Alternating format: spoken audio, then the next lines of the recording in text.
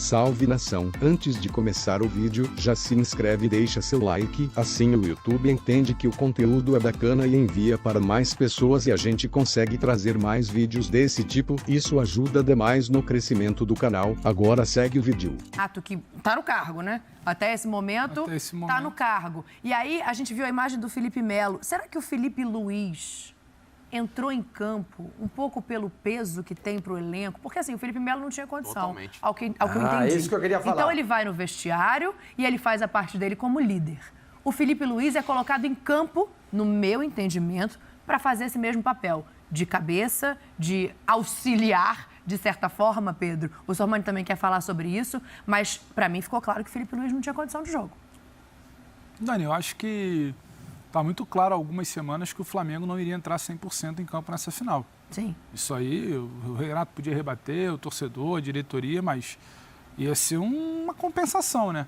O Arrascaeta talvez não estivesse 100%, talvez estivesse 80%, 90%, suportou bem até, jogou melhor. No final cansou. O Bruno Henrique, a gente também pode falar do desempenho do Bruno Henrique. O Bruno Henrique não jogou bem.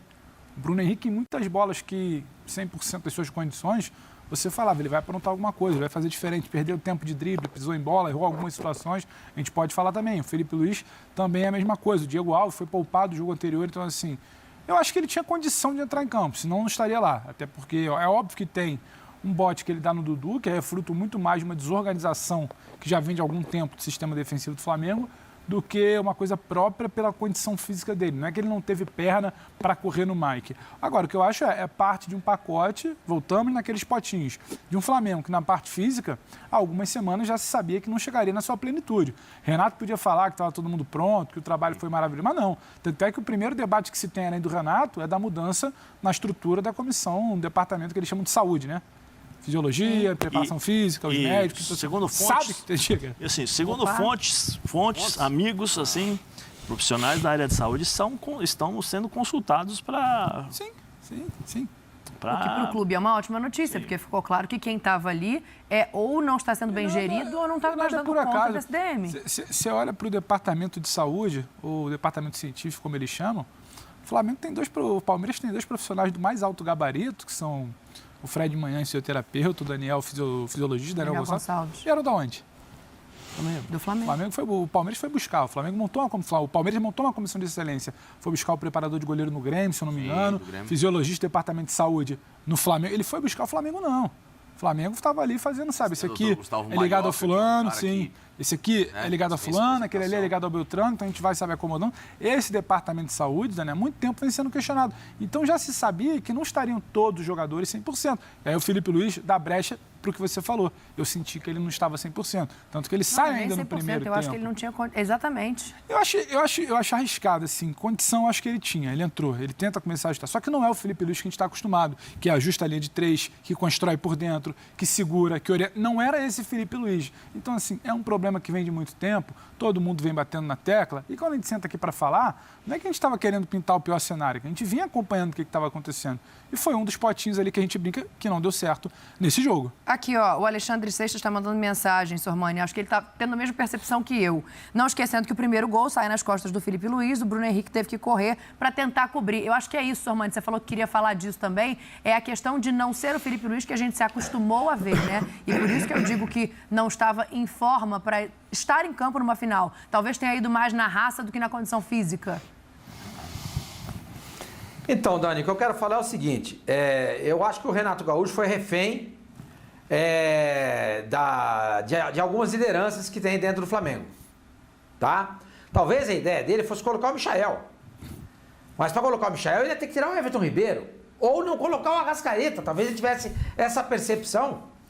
Porque o Arrascaeta não tinha consequência de jogo. Talvez a ideia dele fosse colocar o Gustavo Henrique de zagueiro e não o Davi Luiz. Talvez a cabeça dele fosse não escalar o Felipe Luiz e sair de cara com o René. Mas só que é muito difícil você controlar um vestiário, e o Zé pode falar melhor do que eu sobre esse assunto, quando você tem 4, 5 lideranças intocáveis. Intocáveis. Você entendeu? Então o que ele faz? Eu estou aqui supondo. Ele se rende a esses jogadores, coloca esses caras em campo.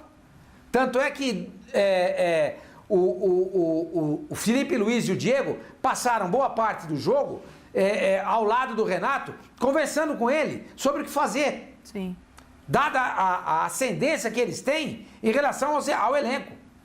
Então, mas o Jorge Jesus não teve esse problema. Primeiro, que a personalidade de um é de um jeito, a de outro é de outro jeito. Segundo, ele veio da Europa, não sabia exatamente como é que funcionavam as coisas aqui. Ele chegou e se impôs em ponto final. Então, eu acho que o Renato Gaúcho foi vítima disso daí. O Flamengo tem que pensar nisso. Vai querer que continue do jeito que está? Eu não quero usar uma palavra aqui. Mas eu acho que o fã do esporte inteligente sabe o que eu quero dizer. Existe lá dentro do Flamengo lideranças que impedem que o Flamengo avance, que ele jogue de um outro jeito, que jogadores sejam contratados. É o caso do Diego Alves, gente. É o caso do Diego Alves. Diego Alves não tem nem sequer o reserva. Nem sequer o reserva. É uma das lideranças lá dentro. Diego é liderança. Felipe Luiz é liderança. Entendeu? Então, eu acho que isso aí atrapalha demais o trabalho do treinador. E ele fica refém, ele fica engessado. E não faz, muito provavelmente, o que ele gostaria de fazer, como acontecia no Grêmio. No Grêmio ele mandava e desmandava. Ele escalava, mandava chamar um jogador, trocava o outro, contratava, dispensava. O futebol estava na mão dele. No Flamengo não está. Não deve ser fácil ser técnico do Flamengo com esses jogadores que estão lá dentro. Porque eles mandam mais do que o treinador. É isso que eu queria dizer. Mas esse elenco aí é o tal do elenco de 200 milhões que ele disse, me dá esse elenco que eu também ganho tudo. Então vamos fazer o seguinte, vamos botar o Renato nessa conversa, que aí eu quero ouvir vocês também. Vamos ver o que ele falou depois dessa partida. Nessas horas até é difícil de falar, né? Eu acho que o mais importante de tudo foi que nesse tempo todo eu procurei dar o máximo de mim, juntamente com o meu grupo. Meu contrato termina no próximo dia 30 e eu acho que essa pergunta aqui, eu já havia dito para vocês ontem, ela deve ser feita para o presidente do clube, para o Marco Braz, para a diretoria. Infelizmente, nessas últimas competições, nós não conseguimos dar de presente ao nosso torcedor, nenhum título. Mas, como eu falei, é um grupo vencedor que tem que dar sequência. Eu acho que não só o Flamengo, qualquer outra equipe grande que investe, não vai ganhar tudo. Não vai ganhar tudo, até porque os adversários também querem ganhar. Mas não podemos deixar de falar que isso é um grupo vencedor. Bom, tem um outro trecho da entrevista que ele fala sobre só ter durante 8 minutos os jogadores a que ele se refere como sendo jogadores de 200 milhões, né? Tem muito mais do que isso, a gente está vendo aí o aproveitamento do Renato. E aí, Pedro, a pergunta é simples, tem clima para ele continuar no Flamengo? Não, ele não quer, o Flamengo não quer, jogadores não querem, torcida não quer, não vai continuar. Ele não quer? Não, ele não quer. Ele sentiu, Dani. Renato sentiu o tamanho do Flamengo. Renato saiu de um clube onde ele era o dono do clube, a gente pode falar isso entre aspas. Inclusive, muito do que o Grêmio passa nessa temporada paga uma conta de ter deixado o futebol tanto tempo na mão de um cara como o Renato. Quando ele saiu, não tinha nada para ser falado, para ser feito, não sabia se incomodava. Então, depois teve uma guerra. Quem mandava, se eram os diretores, se eram os executivos, se eram os vice-presidentes. E o Romildo ficou assistindo isso de longe, porque o Romildo confiava que o Renato mandava em tudo. Ele chegou no Flamengo, ele entendeu que a coisa era completamente diferente. Desculpa te interromper. Acabou de chegar aqui no meu celular, tweet do Flamengo colocado às 2h13. O Clube de Regatas do Flamengo informa que após conversa entre partes, o técnico Renato Gaúcho não comanda mais o time principal. Então, pode botar aqui no nosso GC. Acabou de deixar o Flamengo, o Renato. Informação dada no Twitter do Flamengo nesse instante. A gente acaba de receber aqui no grupo de imprensa do Flamengo. Desculpa, Sormani, só passando a informação. Agora diga você. Não, eu queria que você repetisse aí, porque quando você estava dando a notícia, a gente estava falando em cima. Então vamos lá de novo, mais uma vez. O Flamengo demitiu agora, é isso? Twitter do Flamengo, neste momento, não é uma demissão. O Clube de Regatas do Flamengo informa que, após conversa entre as partes, o técnico Renato Gaúcho não comanda mais o time principal. Essa é a informação de agora, 2h13, tem 1 minuto que o Flamengo subiu essa mensagem. Então, Pedro... Falando em cima. Acabamos de responder o que eu tinha te perguntado, né? Não tem clima. Não tinha clima, Dani, e é curioso porque no segundo tempo, já durante o segundo tempo do jogo, e aí trazendo uma conversa de bastidor, uma informação de bastidor, enquanto o Flamengo tinha dificuldades em uma final em que talvez parte de diretoria, a torcida poderia achar um pouco mais tranquila, gente da diretoria já sinalizava, não dá, com esse cara não dá. Ele não desembarca técnico, não dá mais para ele. Então, era uma situação que já vinha se desenhando. A gente até comentou aqui na semana passada, eu lembro que eu até falei, independente de título ou não, o cenário não era favorável ao Renato. E não é só uma decisão do Flamengo, não é só a torcida que não quer. O Renato sentiu o tamanho. Ele achou que ia ser uma outra coisa, que ele ia domar muito mais fácil a pressão que é. O Flamengo seria o Grêmio. Sim, e ele não tem o peso de ídolo do Flamengo que ele tinha no Grêmio, então que tudo era mais fácil. Ele tinha um tamanho maior. O Renato não era exatamente a maior figura de um vestiário. Ele tinha outros jogadores, ele tem uma torcida que é muito maior que ele, um clube que é muito maior que ele. Nunca você tem que se colocar acima das situações. E ele achou que talvez só no papo ali, como ele resolveu no início, que foi importante, ele trazer o grupo de volta para dentro de campo, começar a construir resultados, resolveria. Não resolveu com repertório. Jogadores começaram a sentir isso no vestiário. A falta de repertório, de conversa, de pré-jogo, de planejamento, de treinamento. Então o clima já era muito ruim.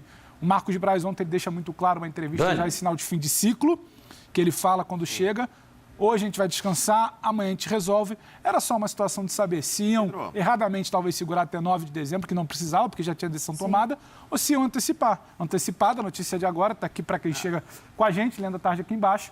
Renato Gaúcho está fora do Flamengo. As entrevistas que ele vinha dando eram entrevistas catastróficas. Catastróficas.